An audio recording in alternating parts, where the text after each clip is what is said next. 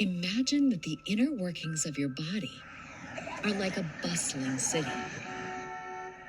Your heart is similar to a power plant, supplying you with energy, and your blood vessels are a highway, constantly transporting that energy to your entire body.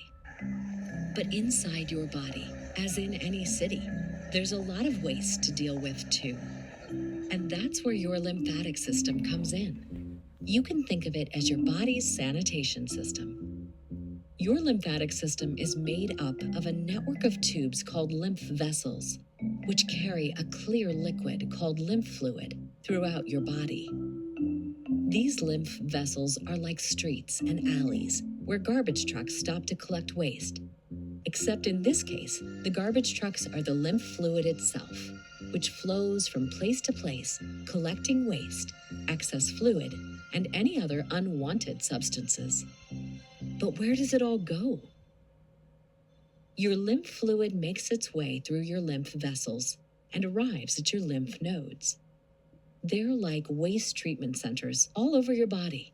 Most cities only have one big waste treatment facility, but your body is really committed to cleanup. You have about 800 lymph nodes, everywhere from your head and neck to your abdomen and knees, all working to filter your lymph fluid from bacteria, viruses, and other harmful substances. Your lymphatic system also includes some of your organs, which are each responsible for specific waste management tasks. Your tonsils, for example, filter out germs you breathe in through your nose or mouth. Your spleen, which is a tiny organ just above your stomach, filters your blood and makes white blood cells that protect you from infection. And then there's your thymus gland, which is located between your lungs. It's responsible for making special white blood cells called T cells that, you guessed it, help your body fight infections and disease. Just like real-life sanitation services are critical to keep our cities functioning well, your lymphatic system is an essential part of your overall health and well-being. It's a cleanup service. Hello, my beautiful babies. Welcome to the 4 a.m. club, where instead of me waking up in the middle of the night, usually about 3 a.m., and scrolling on my phone, I'm going to get up and stretch. And I'm going to film it so that maybe you guys will stretch with me when you're watching this and clear your lymphatic system. When you stretch, it removes toxins and waste in your lymphatic system. So let's stretch. Also, I'm kind of like opening this up with this like little technique I learned from this woman online. Another way to clear your lymphatic system around like your face and neck to help prevent wrinkles and fine lines and loss of elasticity. So I'm rubbing my face a lot. I'm using my Morgan's Magic Body Oil, which will be available soon. But you can use whatever you want for now until you get your hands on my magic. And give yourself a nice rub. So you can kind of copy me if you want to with the rubbing. And then, yeah, stretch however you want, baby. Enjoy. I hope you have a beautiful day. But far from explaining the nature of the universe, the discovery of the Higgs boson simply presents an even greater mystery, revealing a universe that is more mysterious than we ever imagined. Science is approaching the threshold between consciousness and matter. The eye with which we look at the primordial field and the eye with which the field looks at us are one and the same.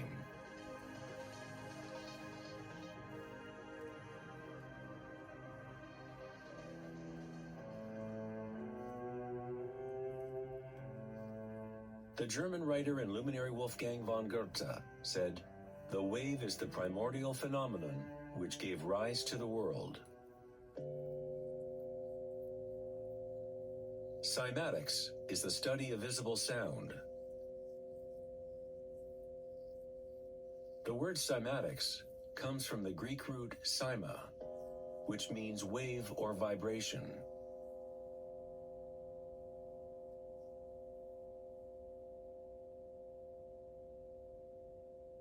One of the first Western scientists to seriously study wave phenomena was Ernst Chladni, a German musician and physicist who lived in the 18th century. Chladni discovered that when he spread sand on metal plates and then vibrated the plates with a violin bow, the sand arranged itself into patterns. Different geometrical forms appeared depending on the vibration produced.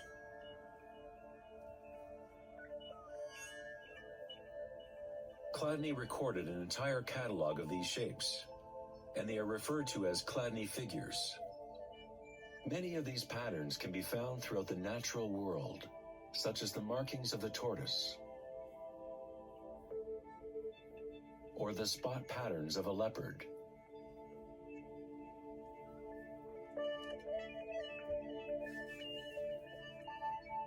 Studying Chladni patterns, or cymatic patterns, is one secret way in which high-end guitar, violin, and other instrument makers determine the sound qualities of the instruments they make.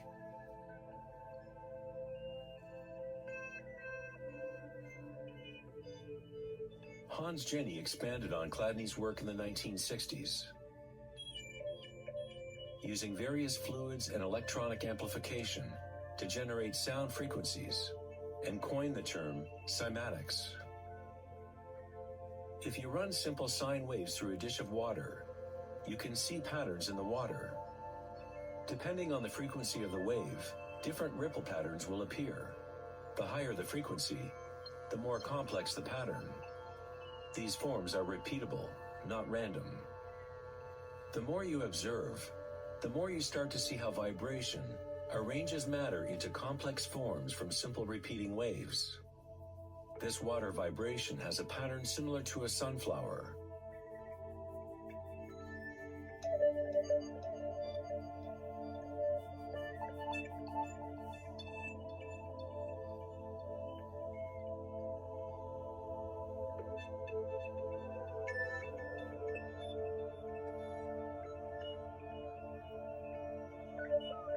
Simply by changing the sound frequency, we get a different pattern.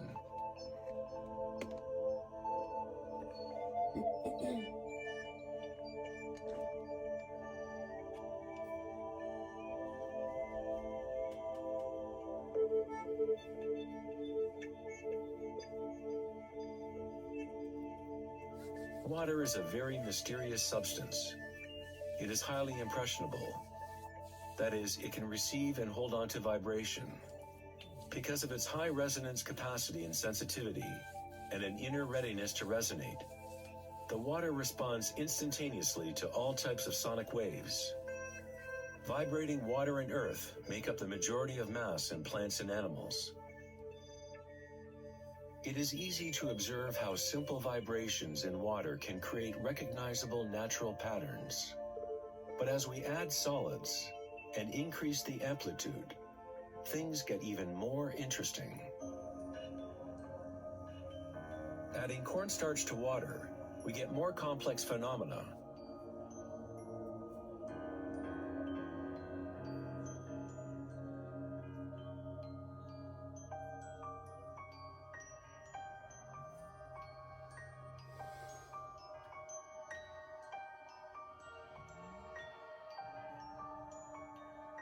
Perhaps the principles of life itself can be observed as vibrations move the cornstarch blob into what appears to be a moving organism.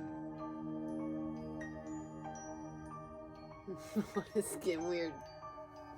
The animating principle of the universe is described in every major religion, using words that reflect the understanding of that time in history.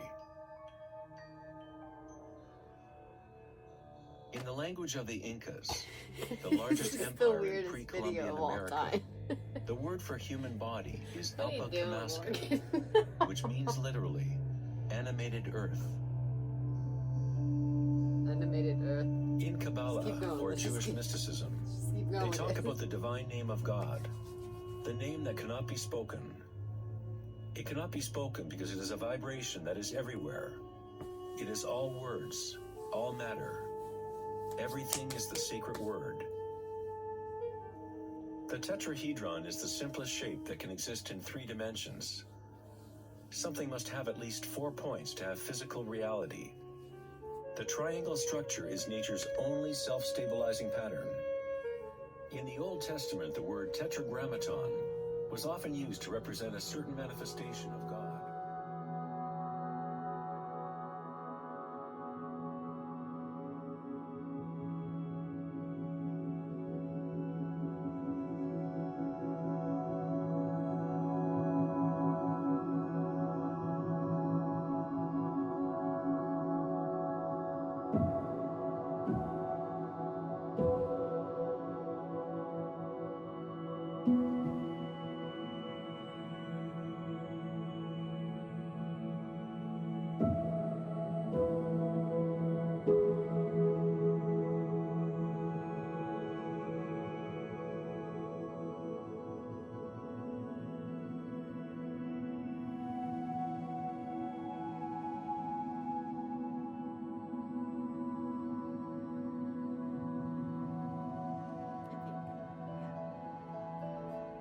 The spiral is what we perceive to be the torque of the universe.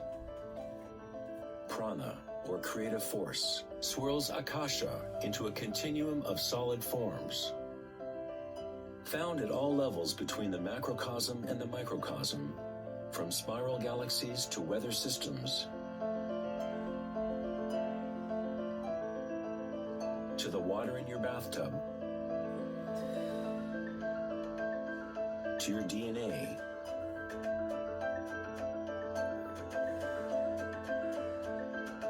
to the direct experience of your own energy. The primordial spiral is not an idea, but rather that which makes all conditions and ideas possible. Various types of spirals and helices are found throughout the natural world. Snails, sea coral,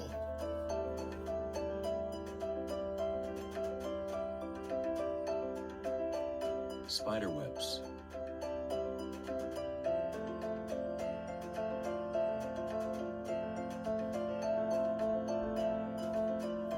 fossils,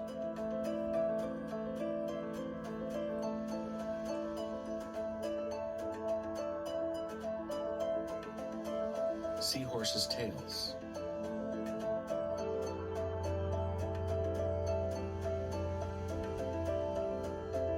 and shells.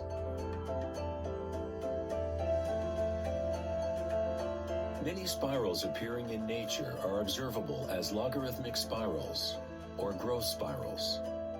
As you move out from the center, the spiral sections get exponentially larger. Like Indra's net of jewels, logarithmic spirals are self-similar, or holographic, such that the characteristics of every part are reflected in the whole. 2,400 years ago in ancient Greece, Plato considered continuous geometric proportion to be the most profound cosmic bond.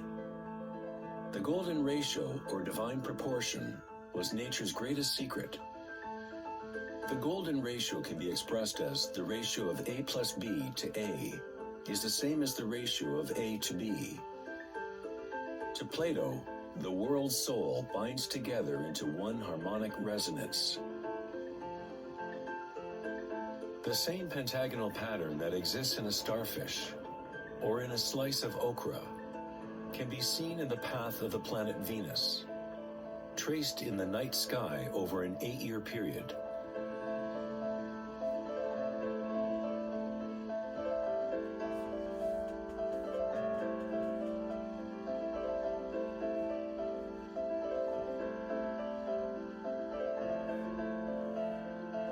The intelligible world of forms above and the visible world of material objects below through this principle of geometric self-similarity.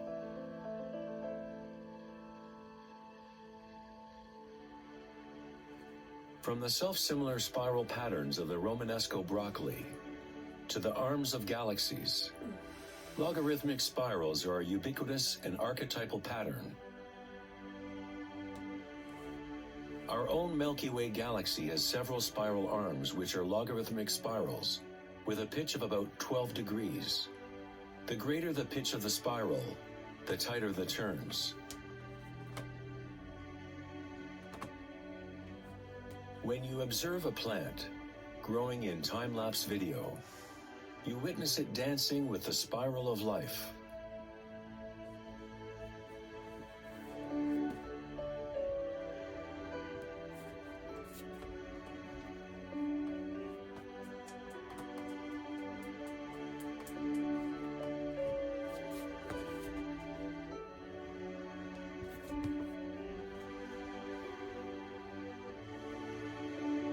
A golden spiral is a logarithmic spiral that grows outward by a factor of the golden ratio. The golden ratio is a special mathematical relationship that pops up over and over in nature. The pattern that is observable follows what is called the Fibonacci series, or Fibonacci sequence. The Fibonacci series unfolds such that each number is the sum of the previous two numbers. The German mathematician and astronomer Kepler discovered that self-similar spiral patterns are observable in the way leaves are arranged on stems of plants, or in the floret and petal arrangements of flowers. Leonardo da Vinci observed that the spacing of leaves was often in spiral patterns. These patterns are called phyllotaxis patterns, or leaf arrangement patterns.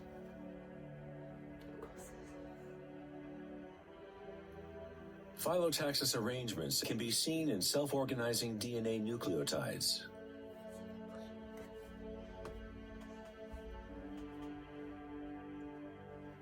And in everything from the family trees of reproducing rabbits to pine cones, cacti, to snowflakes, and in simple organisms such as diatoms. Diatoms are one of the most common types of phytoplankton, single-celled organisms that provide food for countless species throughout the food chain.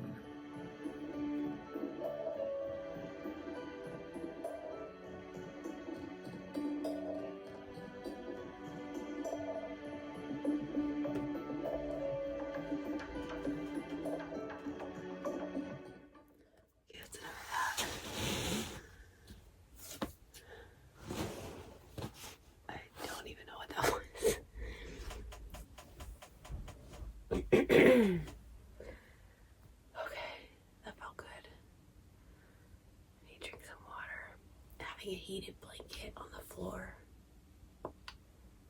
Genius. Good morning. How is everybody? I'm still tired, so I'm going to bed. Back to bed. I just had a burst of energy. Midnight. More like mid-morning, early morning, 3 a.m.